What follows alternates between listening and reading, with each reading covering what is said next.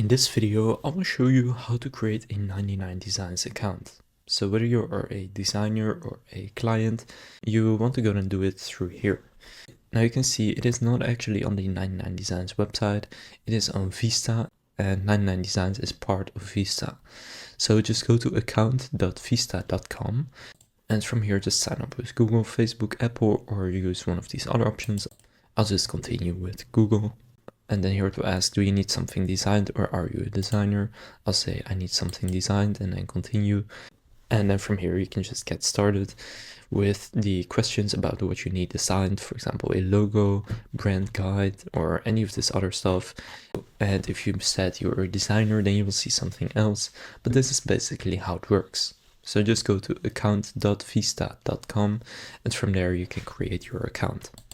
Now, if you search in your browser, how do I sign up for a 99Designs account? You will see this blog page right here. From here, you can just click register and then it is also going to take you there if you cannot find it yourself. Now, I already have an account, so therefore for me, it just signs me in automatically. So now you know how to create a 99Designs account. If this video was helpful, please consider leaving a like and subscribing to my channel. With that being said, I will see you in the next video.